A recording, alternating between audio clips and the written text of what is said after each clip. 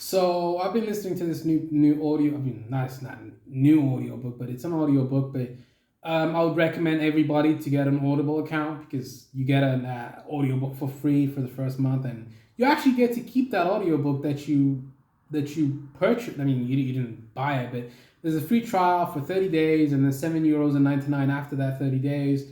And for the first audiobook that you get in that free 30 days, you get to keep forever. So as long as you have Audible on your phone, you can listen to that free audiobook for the rest of your life. And it's going to stay on your phone forever. So I feel like that's a great deal.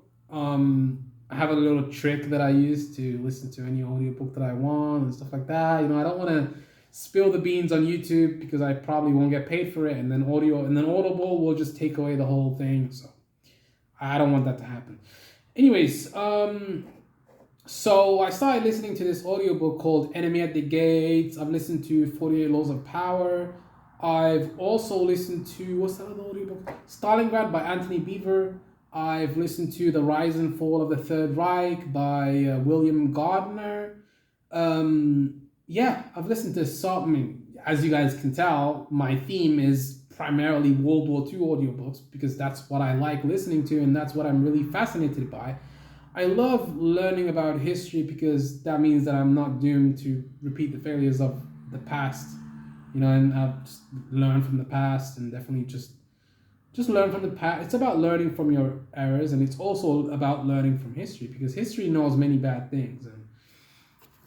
And just looking through that, so I'll give you guys a quick review. I'm not sure if I should give you guys a review of The Rise and Fall because I haven't finished that one. Because it's like 50 hours long. It takes months and months to finish it. But I'll give you guys a quick review on the 48 Laws of Power. So let me bring the book right here. So I've got the book as well as the audio book. So you guys can tell I'm definitely a big fan of this fucking book. So right here.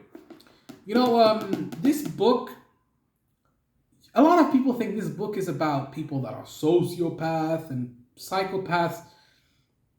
The book is very dark at times because it illustrates how other people take advantage of you. So you can use this book to protect yourself against people that are looking to harm you in their quest for power.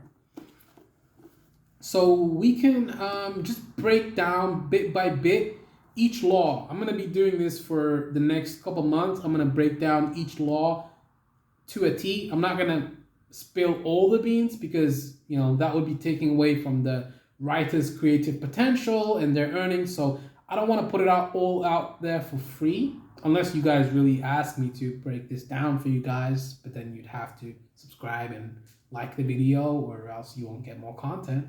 That's just how life works. But if I don't get enough likes on this video, then I guess I won't do it. But we'll see what happens. So, law number 1. Never outshine the master. Always make those above you feel comfortably superior in your desire to please or impress them. Do not go too far in displaying your talents or you might accomplish the opposite. Inspire fear and insecurity. Make your masters appear more brilliant than they are, and you will attain the heights of power.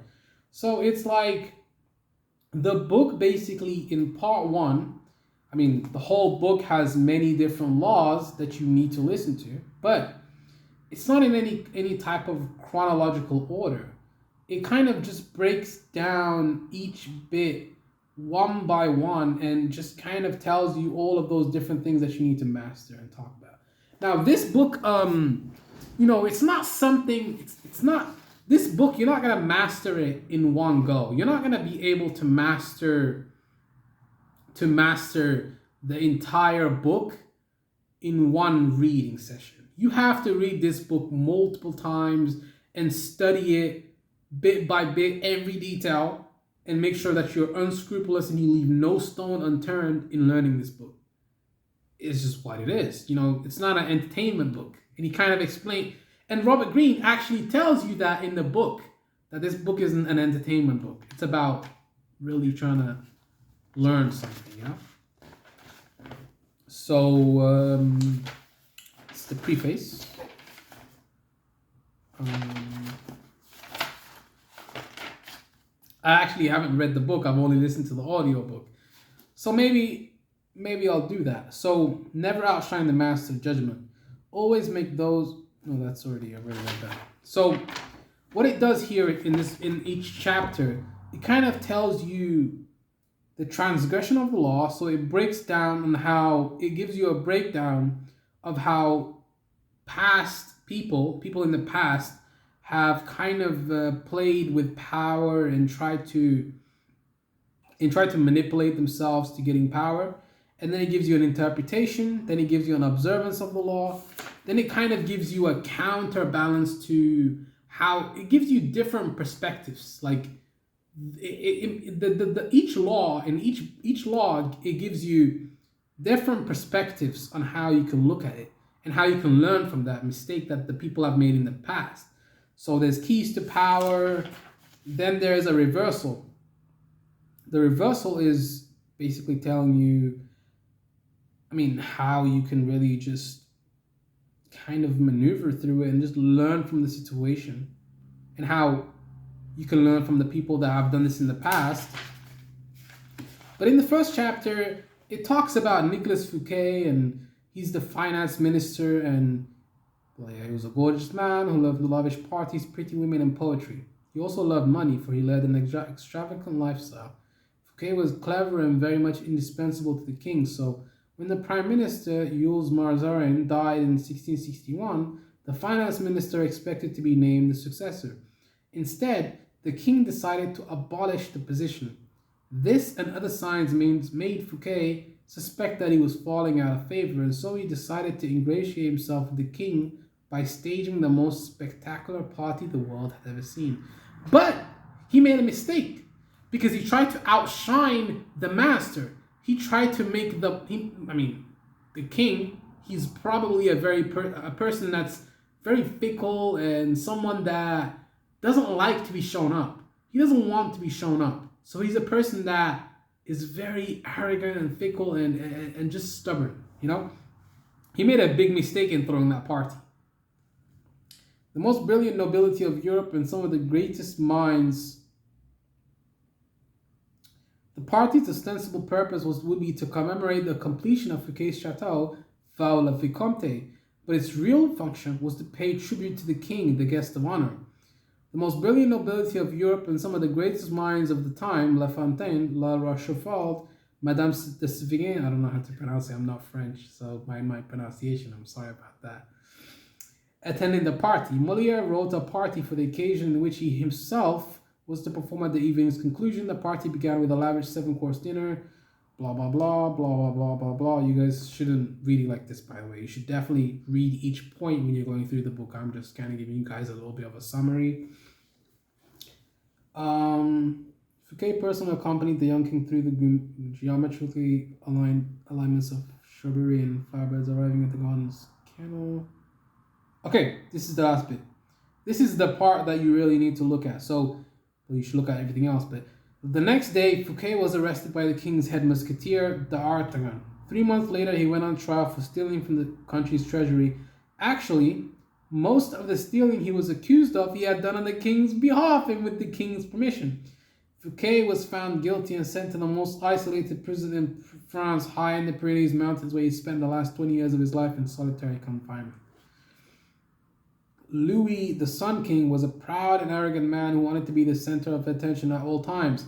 So, the mistake that Nicolas Fouquet made was that he tried to outshine his master because, he could have done this the right way. I think the right way would have been to go to the king and ask his permission for this and ask him for help also. Because when someone that's above you and superior to you and when someone's in a position of power and you are their subordinate, then if they can't help you and they feel that they are less smart than you, less intelligent than you, then they're going to harm you because they feel that if they can't help you, then they're going to harm you. So the best thing to do is to feign like they're smarter than you. Make them more intelligent than they seem, and then play to their strength, and then eventually the master, you're going to outrank him. You're going to get better than him. You're going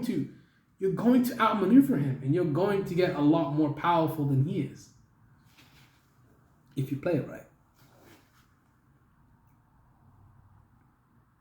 The evening of the party, as Fouquet presented spectacle and spectacle to Louis, each more magnificent than the one before, he imagined the affair as demonstrating his loyalty and devotion to the king. Not only did he think the party would put him back in the king's favor, he thought it would show his good taste, his connections, and his popularity, making him indispensable to the king and demonstrating that he would make an excellent prime minister.